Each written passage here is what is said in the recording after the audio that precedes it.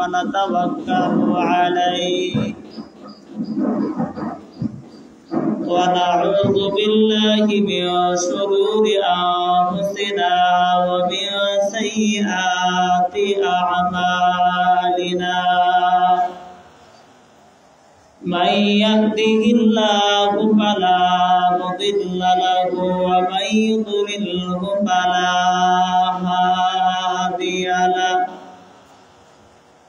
ونشهد أن لا إله إلا الله وحده لا شريك له ونشهد أن سيدنا وسندنا وحبيب قلوبنا وطبيبنا وطبيب ربنا ومولانا محمد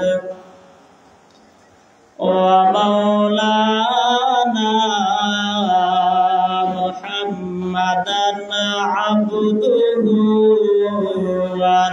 ورسوله الذي أرسل إلى الناس كافة بشيرا ونذيرا وداعيا إلى الله بإذنه وسراجا منيرا أما بعد فأعوذ بالله من الشيطان الرجيم بسم الله الرحمن الرحيم وما أرسلناك إلا رحمة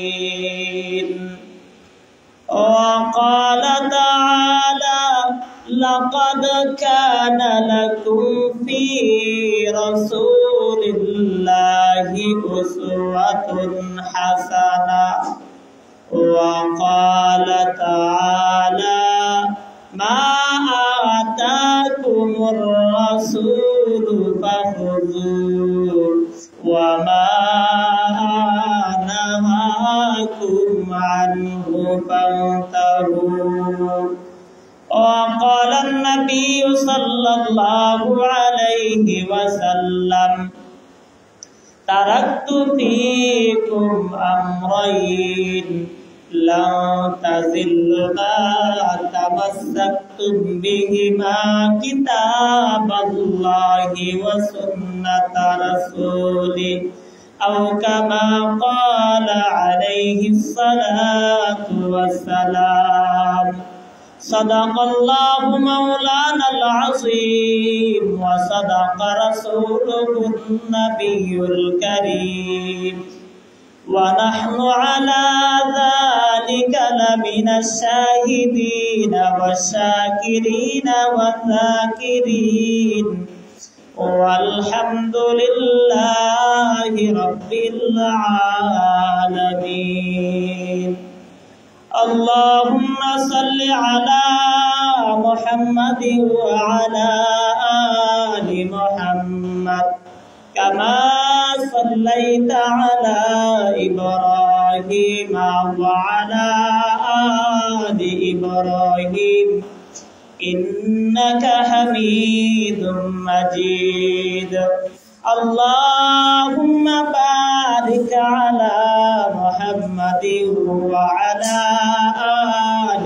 محمد كما باركت على إبراهيم وعلى آل إبراهيم إنك حميد مجيد بلغ العلا بكمال জালালিহি কাশাফাত thuja বিজামালিহি হাসনাতু জামিউ খিসালিহি সাল্লু আলাইহি ওয়া আলিহি तौहीदी की हमारा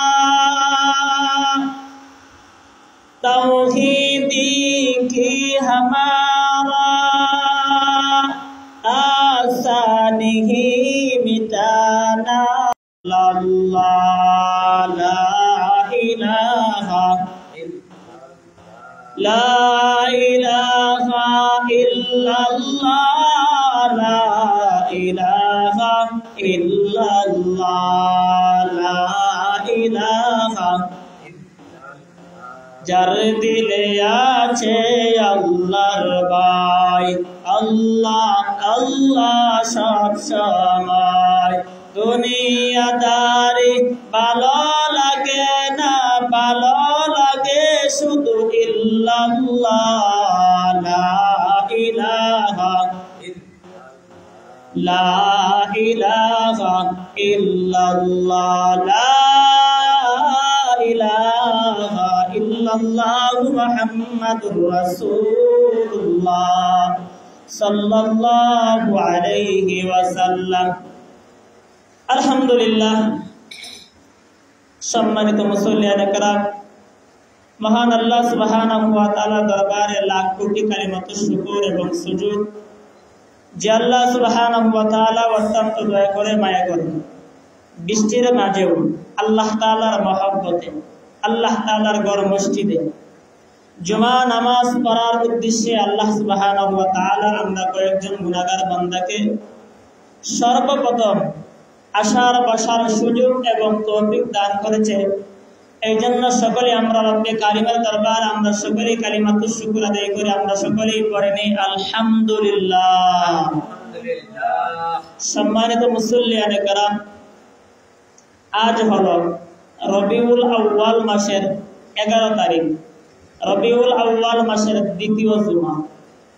কি বলেন পেয়ারে উপস্থিতি, গত জুমাতে আলোচনা করেছিলাম মিলাদুন নবী সিরাতুন নবীর কিছু অংশ, নবী করিম সাল্লাল্লাহু আলাইহি ওয়াসাল্লামের জন্ম এবং নবী করিম সাল্লাল্লাহু আলাইহি ওয়াসাল্লামের জিন্দেগীর কিছু অংশ।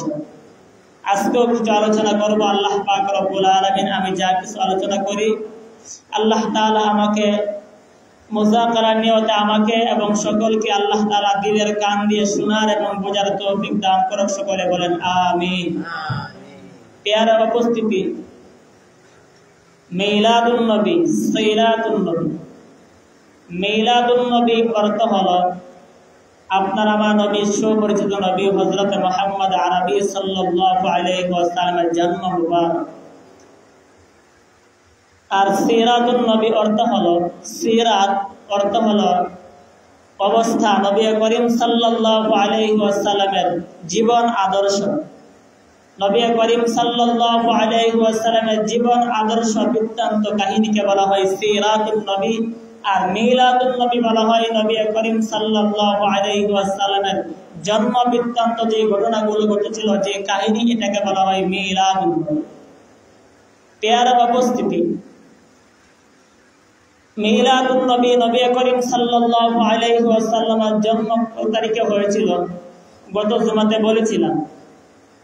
নবী করিম সাল্লাল্লাহু আলাইহি ওয়াসাল্লামের জন্ম নিয়ে তারিখ নিয়ে নবীজি সাল্লাল্লাহু আলাইহি ওয়াসাল্লামের জন্ম এটা সত্য। নবী করিম সাল্লাল্লাহু আলাইহি ওয়াসাল্লামের জন্মকে কেউ যদি অস্বীকার করে তার ঈমান চলে যাবে। কথা বুঝে আসছে?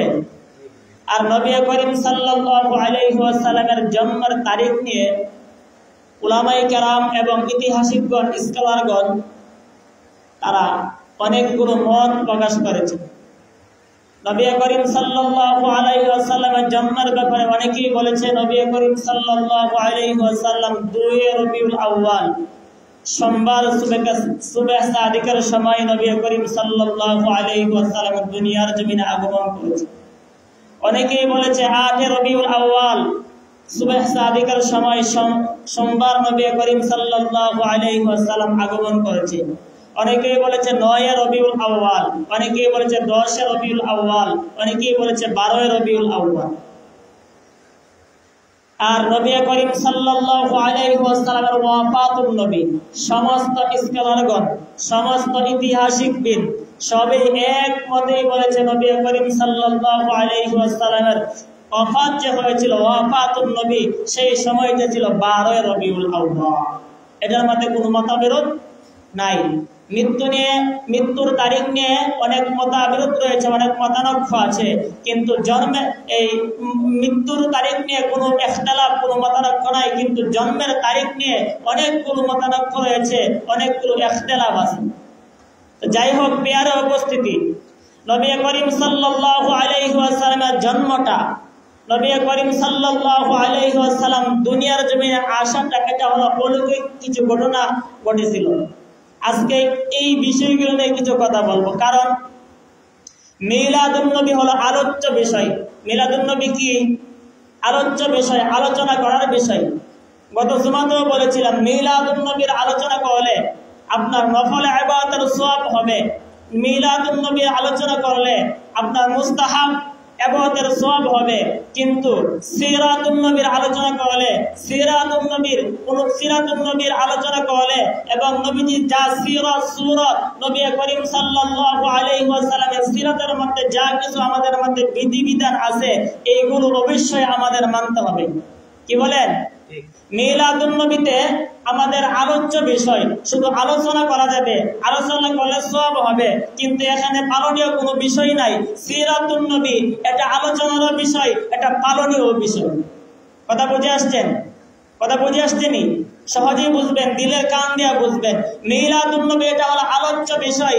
এটা কেউ ইচ্ছা করলে এটা আমল করতে পারবে না, এটাকে ইচ্ছা করলে কেউ অনুসরণ করতে পারবে না। কেন? নবী করিম সাল্লাল্লাহু আলাইহি ওয়াসাল্লামের জন্মের কিছু কাহিনী আপনারা গত জুমাতেও শুনছেন। নবীজির জন্ম আর আমাদের জন্ম কি এক? না। পেয়ারে উপস্থিতি, নবীজি সাল্লাল্লাহু আলাইহি ওয়াসাল্লাম দুনিয়ার জমিনে আসাটাই হলো একটা অলৌকিক ঘটনা। সংক্ষেপে ইতিহাসটা বলি।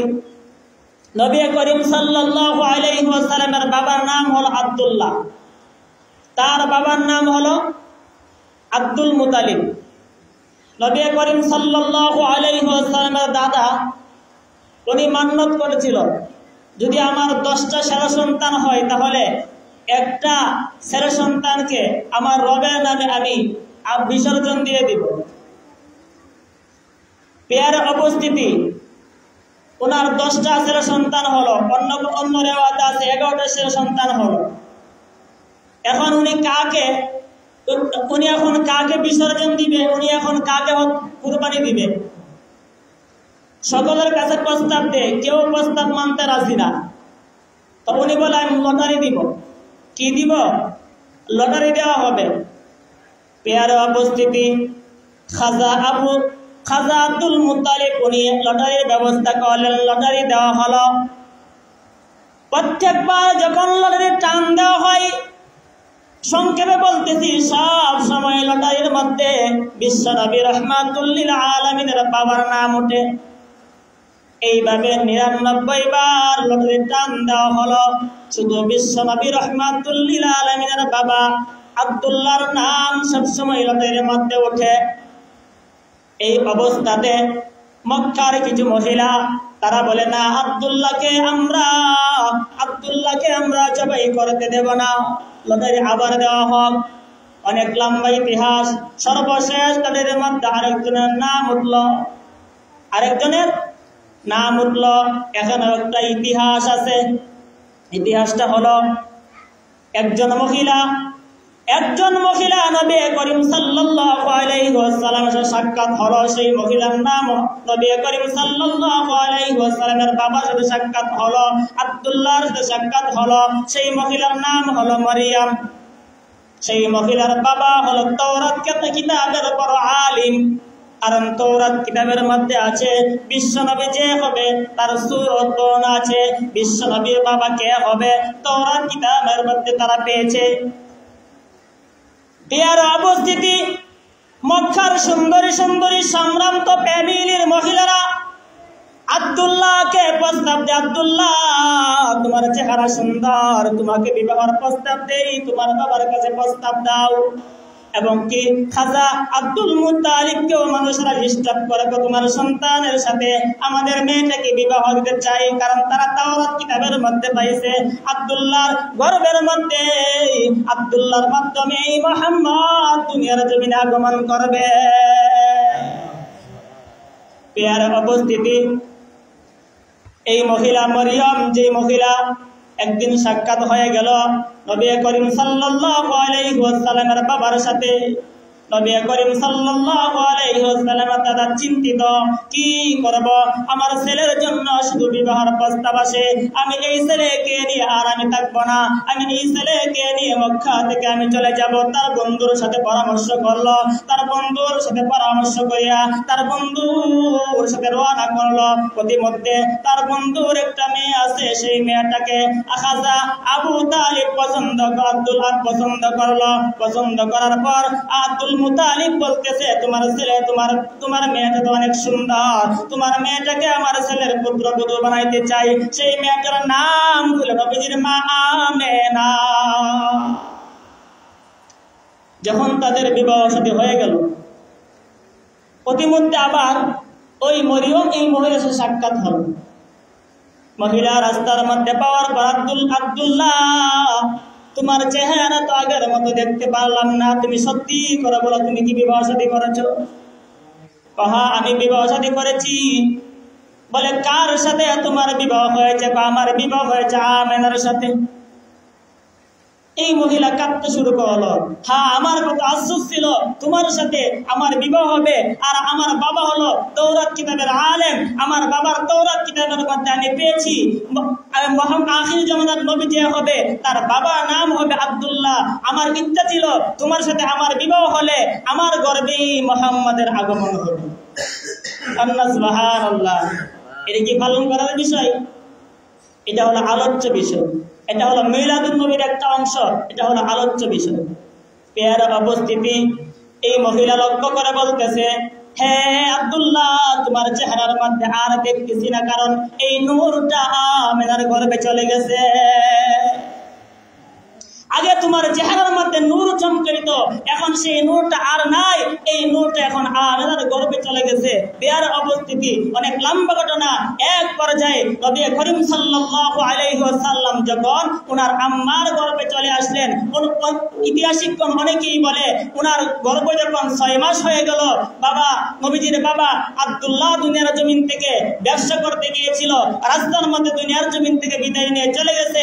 পেয়ারা উপস্থিতি, নবী করিম সাল্লাল্লাহু আলাইহি ওয়াসাল্লাম কিন্তু জন্মের আগেই বাবা হারা। নবীজি কি দুনিয়ার জমিনে আসিয়া বাবারা দেখছেনি? বাবারা দেখছে? বাবারা দেখে নাই। পেয়ারা উপস্থিতি, অনেকেই বলে না, নবী করিম সাল্লাল্লাহু আলাইহি ওয়াসাল্লাম যখন ওনার আম্মার গর্ভে 2 মাস, এই অবস্থায় তার বাবা দুনিয়ার জমিন থেকে চলে গেছে। যাই হোক, 6 মাস আর 2 মাস। পেয়ারা উপস্থিতি, তখন নবী করিম সাল্লাল্লাহু আলাইহি ওয়াসাল্লাম যখন ওনার আম্মার পেটের মধ্যে আসলেন, ওনার আম্মা জান কিছু বর্ণনা দেন। কি বর্ণনা? গত জুমার মধ্যে বলেছি, অনেকেই আসছেন না, অনেকেই শুনছেন না, আবার স্মরণ করাই দিচ্ছি। নবী করিম সাল্লাল্লাহু আলাইহি ওয়াসাল্লাম আম্মা জান বলেন, আমার সন্তান মুহাম্মদ যখন আমার পেটের মধ্যে আসলো, আমি দেখতাম আমার শরীর থেকে সব সময় নিষ্কে আমরা গ্রাম বাইর হইতো। আল্লাহ সুবহানাল্লাহ। আমাদের আম্মা জান যখন সন্তান দুনিয়া জমিনে আসে, আমাদের আম্মা জানের শরীর থেকে নিষ্কে আমরা গ্রাম বাইর হইতো। পেয়ারা উপস্থিতি, এটা হলো আলোচনার বিষয়, এটা পালন করা যাবে না। পেয়ারা উপস্থিতি, শুধু তাই নাই, নবীজির দাদার কাছে অনেক মানুষে বিচার দেয়। মক্কার অনেকেই বলে, আপনার ছেলে তো আব্দুল্লাহ দুনিয়ার জমিনে নাই, কিন্তু আপনার পুত্রবধূ এত দামি আতর কেন ব্যবহার করে, এত দামি সেন্ট কেন ব্যবহার করে? বিধবা মহিলা এত দামি সেন্ট কোথায় পা? তখন নবী করিম সাল্লাল্লাহু আলাইহি ওয়াসাল্লাম আসলো, ঠিক আছে, উনি যে ওনার স্ত্রীর কাছে বলতেছে, আমাদের বৌমাকে জিজ্ঞাসা করিও, আমার এই বৌমা এত দামি আতর কোথায় না, আমার তো ছেলে নাই। পেয়ার উপস্থিতি, আপনি আর আমি দুজনে মিললে জিজ্ঞাসা করি। দুজন মিল্লা নবী করিম সাল্লাল্লাহু আলাইহি ওয়াসাল্লামের আম্মাকে জিজ্ঞাসা করলো। নবী করিম সাল্লাল্লাহু আলাইহি ওয়াসাল্লাম আম্মা বলে, হে শ্বশুর আব্বা, আম্মা জান, আমি জানি না যেদিন থেকে আমার এই সন্তান আমার পেটের মধ্যে আসছে, সেদিন থেকে আমি দামি কোন সেন্ট ব্যবহার করি না। আমার শরীর থেকে নেশকে আম্বরের গ্রাম বের হয়। আমি যখন তুতু নিক্ষেপ করি, আমার তুতুটাও নেশকে আম্বরের গ্রাম বের হয়। কারণ গর্ভের মধ্যে কে আছে? বিশ্বনবী হযরত মুহাম্মদ আরবি সাল্লাল্লাহু আলাইহি ওয়াসাল্লাম আছে। শুধু তাই নয়, নবী করিম সাল্লাল্লাহু আলাইহি ওয়াসাল্লামের আম্মা জান বলেন, হে দুনিয়ার মানুষ, দুনিয়ার মহিলা যখন সন্তান গর্ভে ধারণ করে 5 মাস 6 মাস হওয়ার পর তাদের পেট ভারী হয়ে যায়, হয় কি হয় না? তাদের পেট ভারী হয়ে যায়, তাদের পেটটা বড় হয়ে যায়। পেয়ারা উপস্থিতি, নবী করিম সাল্লাল্লাহু আলাইহি ওয়াসাল্লামের আম্মা জান বলেন, আমার সন্তান মুহাম্মদ আমার গর্ভে আসছে, আমি মা কোনো টেরই পাই না। পেট কেমন বড় হইব, কোনো টেরই পাই নাই। পেয়ারা উপস্থিতি, নবী করিম সাল্লাল্লাহু আলাইহি ওয়াসাল্লামের আম্মা জান বলেন, আরো বলেন, আমার সন্তান যখন আমার পেটের মধ্যে আসছে, আমি যখন রাস্তা দিয়ে হাঁটি, আমাকে পশু পাখিগুলো আমাকে সালাম জানায়, আমি আওয়াজ শুনতে পাই। শুধু তাই নয়, আমি যখন কূপ থেকে পানি আনার জন্য যাই, অন্য মহিলারা কূপ থেকে পানি আনার জন্য লম্বা লম্বা রশি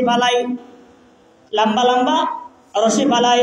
আমার সন্তান যখন আমার গর্ভে আসবে, এর আগে দিয়েও আমাকে রশি বালাইতে হইতো, কিন্তু আমার সন্তান যখন আমার গর্ভে আসছে, আমি যাওয়ার সাথে সাথে কূপের পানিগুলো উপরে উঠিয়া যাইত। এটা আমাদের বলা সম্ভব না। পেয়ারা উপস্থিতি, এটাই হলো মিলাদুন নবী, নবীজির জন্মের আলোচনা। শুধু তাই নয়, অনেকগুলো আলোচনা আছে এখানে। পেয়ারা উপস্থিতি, সর্বশেষ নবী করিম সাল্লাল্লাহু আলাইহি ওয়াসাল্লাম যখন দুনিয়ার জমিনে আসবে, আমাদের মহিলারা যখন সন্তান প্রসব করে অনেক কষ্ট হয়, ব্যথা হয়, কি হয় না? অনেক কষ্ট হয়, ব্যথা হয়, রক্ত বের হয়। নবী করিম সাল্লাল্লাহু আলাইহি ওয়াসাল্লামের আম্মা জান বলেন, আমার সন্তান যখন দুনিয়া জমিনে আসলো, আমি আমেনা কোনো ব্যথা অনুভব করি নাই। অন্য সন্তান যখন দুনিয়ার জমিনে আসে, আসার পর অন্য সন্তানকে নার কাটতে হয়। কি বলে? নার কাটতে হয়। নবী করিম সাল্লাল্লাহু আলাইহি ওয়াসাল্লামের আম্মা জান বলেন, আমার সন্তান যখন দুনিয়ার জমিনে আসলো, নার কাটা অবস্থায় দুনিয়ার জমিনে আসছে। অন্য সন্তান যখন দুনিয়ার জমিনে আসে, কিছু বড় হওয়ার পর খতনা করাইতে হয়, মুসলমানি করাইতে হয়। আপনার আমার নবী, বিশ্ব নবী রাহমাতুল লিল আলামিন যখন দুনিয়ার জমিনে আসছে, খতনাকৃত অবস্থায়, মুসলমানের অবস্থায় নবী করিম সাল্লাল্লাহু আলাইহি ওয়াসাল্লাম দুনিয়ার জমিনে আসছে। শুধু তাই নয়, পেয়ারা উপস্থিতি, আম্মা জান আমেনা বলেন, আমার সন্তান মুহাম্মদ যখন আমার ঘরের ভিতর প্রবেশ করেছে, আমি তাকায়া দেখি আমার পুরোটা ঘর আলোকিত হয়ে গিয়েছে। আমার সন্তান মুহাম্মদকে আমি কাছে নিয়ে আমি কাঁদলাম, আমি কাঁদি। দাদা এবং চাচারা জিজ্ঞাসা করে, কেন কাঁদো তুমি? আমার সন্তানের তো বাবা নাই। গায়ের থেকে আওয়াজ হয়, হে আমেনা, তোমার সন্তানের বাবা নেই, কি হয়েছে? তোমার সন্তানের বাবা তোমার সন্তানকে খেলাধুলা নিত, কিন্তু আমি আল্লাহ এর চেয়ে উত্তম খেলার ব্যবস্থা করে দিব।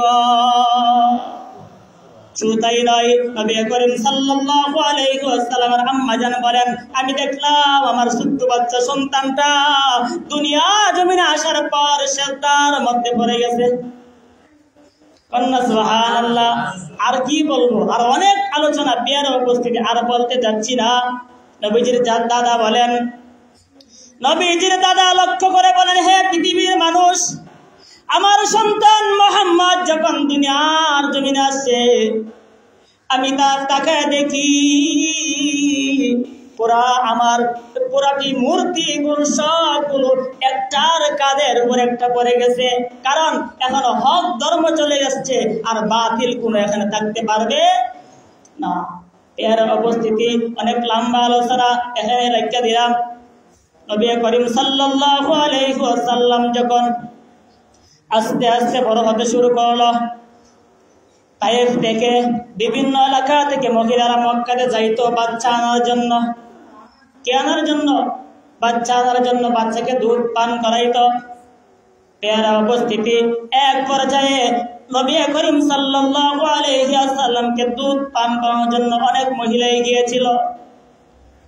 তারা যায় চলে আসে কয়েকদিন, টাকা পাইতো না। সর্বশেষ হযরতে হালিমাতুস সাদিয়া রাদিয়াল্লাহু তাআলা আনহা, নবীজির দুধ মাতা হালিমাতুস সাদিয়া রাদিয়াল্লাহু তাআলা আনহা, উনি যখন চলে গেলেন, নবী করিম সাল্লাল্লাহু আলাইহি ওয়াসাল্লামের আম্মা জানের কাছে দেখলেন। নবী করিম সাল্লাল্লাহু আলাইহি ওয়াসাল্লামের আম্মা জানকে বললেন, সন্তান আছে নিকা? অবশ্যই সন্তান আছে, কিন্তু সন্তানের বাবা নাই, সন্তানের বাবা নাই। বাচ্চা সন্তানের একটা নজর দেখি।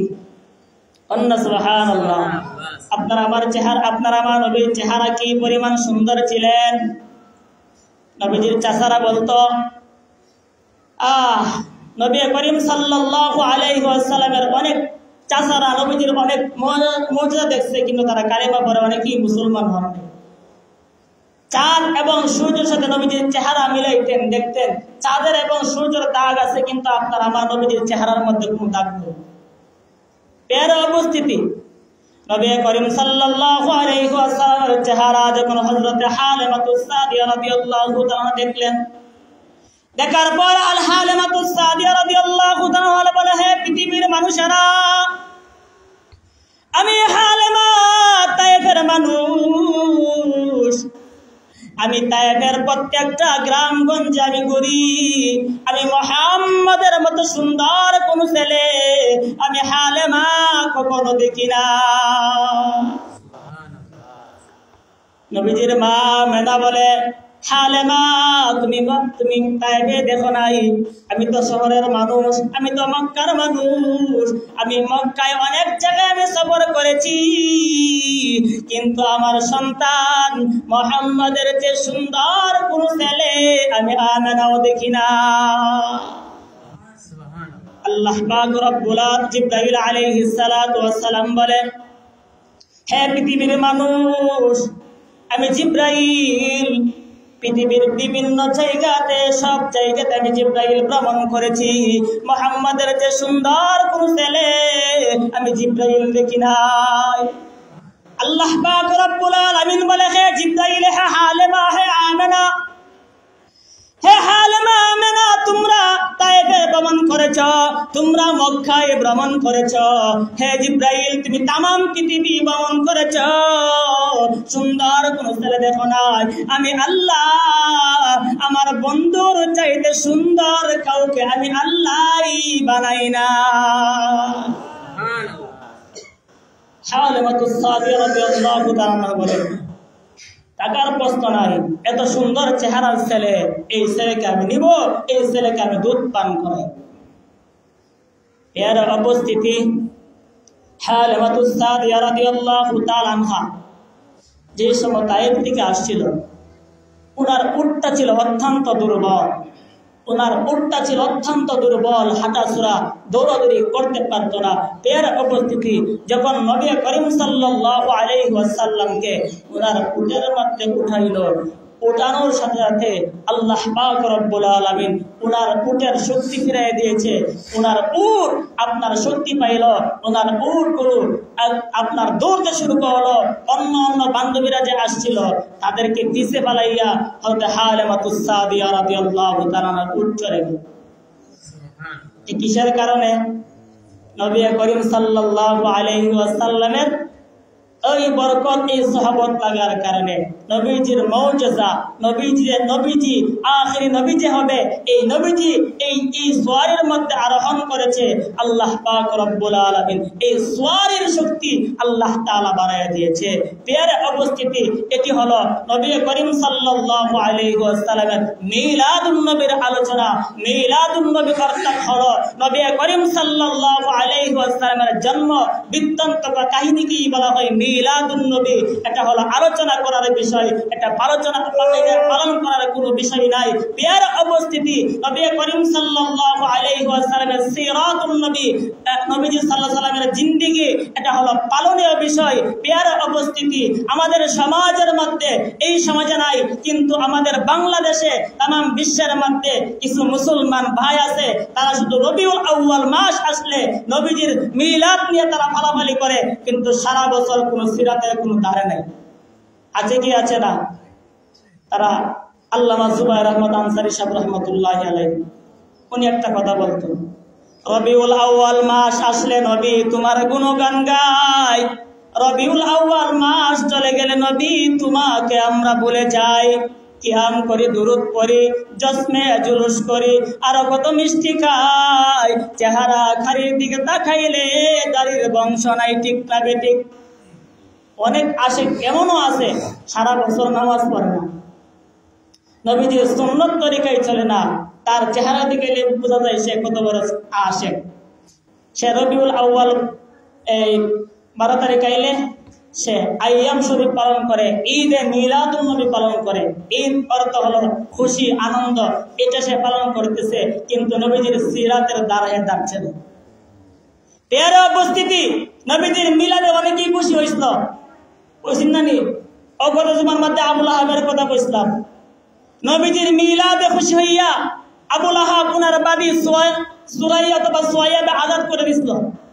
যখন নবীজি সিরাতের দাওয়াত দিল, সেই আবুল আহাবই বলে, মুহাম্মদ তুমি ধ্বংস হও, আল্লাহ পাক রব্বুল আলামিনের প্রেক্ষিতে সূরা লাহাব নাযিল কইরা আল্লাহ তাআলা দাঁত ভাঙা জবাব দিয়েছিল।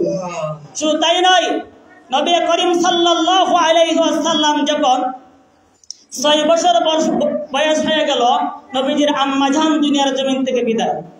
নবীজির আম্মা জান দুনিয়ার জমিন থেকে বিদায়ের পর নবীজির দাই ভাইয়ের দায়িত্ব নবীজির দাদা আব্দুল মুতালিব, উনি যখন দুনিয়ার জমিন থেকে বিদায় নিয়ে চলে গেল, ওনার দাই ভাইয়ের দায়িত্ব নিল ওনার চাচা আবু তালিব। প্রিয় উপস্থিতি, আবু তালিব নবী করিম সাল্লাল্লাহু আলাইহি ওয়াসাল্লাম জানে যেই মহব্বত করতেন, আবু তালিব নবী করিম সাল্লাল্লাহু আলাইহি ওয়াসাল্লামকে মায়া করতেন, মহব্বত করতেন।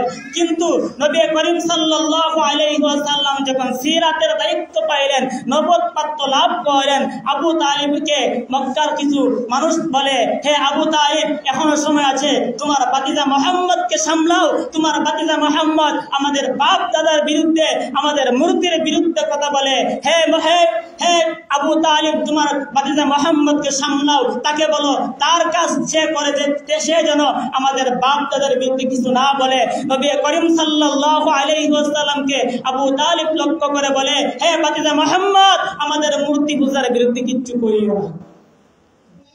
হে মুহাম্মদ, আমাদের বাপ দাদার বিরুদ্ধে কিছু কইও না। নবী করিম সাল্লাল্লাহু আলাইহি ওয়াসাল্লাম বলে, হে আমার জান, আপনি আমার পিছনে তাকেন বা না তাকেন এটা দেখার কোনো বিষয় নাই, কিন্তু আল্লাহ তাআলা আমাকে হক ধর্ম দিয়ে, আল্লাহ তাআলা আমাকে সত্য একটা ধর্ম দিয়ে পাঠাইছে, এই ধর্মের কাজ আমি করব। আপনি তাকেন বা না তাকেন এটা আমার দেখার কোনো বিষয়। এই মুহূর্তে আবু তালিব লক্ষ্য করে বলে, হে ভাতিজা মুহাম্মদ, আমি ওপেন ঘোষণা করে দিলাম, তোমাকে কেউ যদি একটা ফুলের টোকা দেয়, আমি আবু তালেব তার প্রতিশোধ গ্রহণ করব। তুমি তোমার কাজ করতে শুরু করো। সাপোর্ট দিছিনি? সাপোর্ট দিছে। কিন্তু নবী করিম সাল্লাল্লাহু আলাইহি ওয়াসাল্লামের চাচা আবু তালিব যখন বিদায়ের অন্তিম মুহূর্তে, নবী করিম সাল্লাল্লাহু আলাইহি ওয়াসাল্লাম যখন চাচার কাছে কালিমার তালকিন দেয়, চাচা মানছেনি? মানছে? মানে নাই। এর উপস্থিতি, মিলাদে খুশি, সিরাতে গ্রহণ করলো না। আছে কি আছে না? আমাদের সমাজেও এরকম কিছু আছে, মিলাদুন নবী পালন করার জন্য খুশি, সিরাতের ধারে না। 5 ওয়াক্ত নামাজ পড়া কি? কথা বলেন, 5 ওয়াক্ত নামাজ পড়া কি? ফরজ, এটা হলো নবীজির আদর্শ। আপনার আমার নবী নামাজ পড়ছে কি পড়ছে না? সুন্নত তরিকায় চলা কি? সুন্নত তরিকা আপনার আমার নবীজির সুন্নত, এটা হলো নবীজির আদর্শ। সে নবীজির আদর্শের কোনো দ্বার ও দ্বার না, খালি মিলাদ মিলাদ। আল্লাহ তাআলা আমাদেরকে বোঝার তৌফিক দান করুন, সকলে বলেন আমিন। কিছু মানুষ আম্মা জান আয়েশা সিদ্দিকা রাদিয়াল্লাহু তাআলা আনহাকে লক্ষ্য করে বলে, হে আম্মা জান, নবীজির আদর্শ সম্বন্ধে কিছু বলুন, নবীজির সিরাত নিয়ে কিছু বলুন। আম্মা জান আয়েশা সিদ্দিকা রাদিয়াল্লাহু তাআলা আনহা বলে, হে সাহাবায়ে কেরাম, আবা তাকরাউনাল কুরআন, হে সাহাবায়ে কেরাম, তোমরা কি কোরআন পড়ো না? তোমরা কি কোরআন পড়ো না? হে সাহাবায়ে কেরাম, কোরআনের মধ্যে যা আছে তাই হলো নবীজির আদর্শ, কোরআনের মধ্যে যা আছে তাই হলো নবীজির সিরাত। আল্লাহ পাক রব্বুল আলামিন আমাদেরকে সিরাত এবং মিলাদের পার্থক্য বুঝে আল্লাহ তাআলা চলার তৌফিক দান করুন, সকলে বলেন আমিন। প্রিয় উপস্থিতি, মিলাদুন নবীর আলোচনা আমরা করি। মিলাদুন নবীর আলোচনা করলে ইবাদতের সওয়াব পাওয়া যাবে, কিন্তু পালনীয় কোনো বিষয় না। সিরাতুন নবীর মধ্যে সবগুলো পালনীয় আছে। এই জন্য আল্লাহ তাআলা আমাদেরকে সিরাতুন নবীর ভিতরে আপনার সূরাতুন নবী আছে, সিরাতুন নবীর ভিতরে দালাইলুন নবী আছে, সিরাতুন নবীর ভিতরে মওজিজাতুন নবী আছে, সিরাতুন নবীর ভিতরে ওয়াফাতুন নবী আছে। সবগুলো সিরাতুন নবীর ভিতরে বলবেন। আল্লাহ তাআলা আমাদেরকে বুঝে বুঝে আমল করা তৌফিক দান করুন, সকলে বলেন আমিন। ওয়া আখিরু দাওয়ানা আলহামদুলিল্লাহি রাব্বিল আলামিন।